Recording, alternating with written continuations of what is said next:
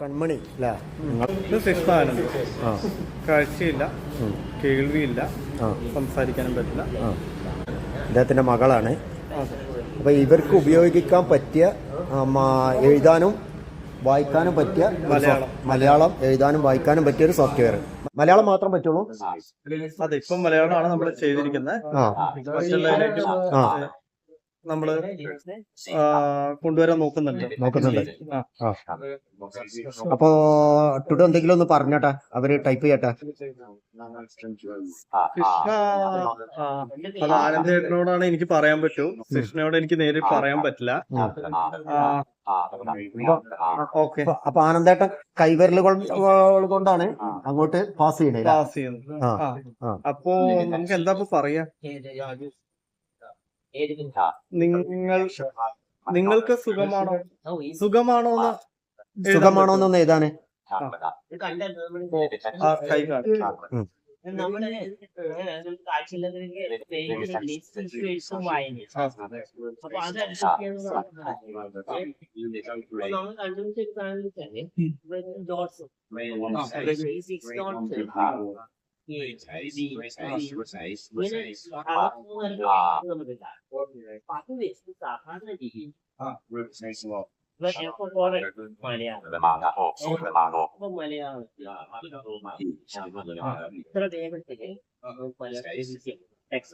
അപ്പൊ the only concern is having this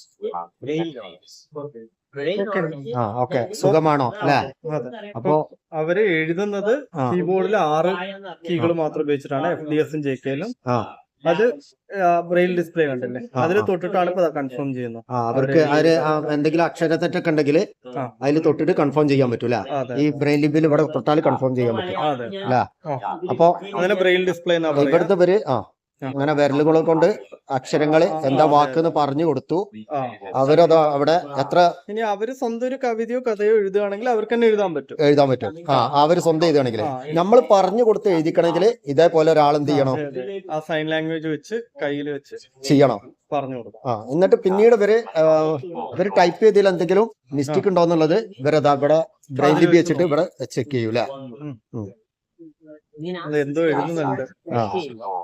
ഞാനിന്ന്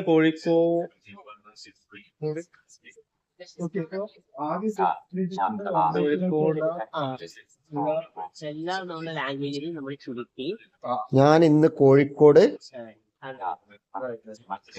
ഇങ്ങനെയാണ് അതിന്റെ വർക്കിംഗ്. ഇങ്ങനെയാണ് ഈ ഫ്ലക്സിൽ കാണാൻ പറ്റും.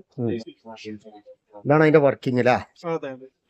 അതായത് കൃഷ്ണ എഴുതുന്നത് ടൈപ്പിംഗ് 6 കീകൾ വെച്ചിട്ടാണ് ടൈപ്പ് ചെയ്യുന്നത്. അത് നേരെ ശാരദ ബ്രെയിൽ റൈറ്റർ എന്ന് പറഞ്ഞാൽ നമ്മള് സെന്റലോണ ഡെവലപ്പ് ചെയ്ത സോഫ്റ്റ്വെയർ ഉപയോഗിച്ചിട്ടാണ് ടൈപ്പ് ചെയ്യുന്നത്. അത് ഓർക്ക സ്ക്രീൻ റീഡർ വഴി അതിന്റെ ഇടയ്ക്ക് നമ്മളെ ടേബിള് നമ്മൾ ഉണ്ടാക്കിയ ഒരു സാധനമുണ്ട്. അത് വെച്ചിട്ടാണ് ബ്രെയിൽ ഡിസ്പ്ലേയിലേക്ക്, അതിലേക്കൂടെ ബ്രെയിൽ ഡിസ്പ്ലേയിലേക്ക് വേറെ ഡ്രൈവറുകൾ വഴി പോകുന്നു. കൃഷ്ണ അത് പിന്നീട് തൊട്ട് വായിക്കുന്നു. അങ്ങനെ കൃഷ്ണയിലേക്ക് തന്നെ തിരിച്ചെത്തുന്നു. ഏതാണ് കമ്പനി?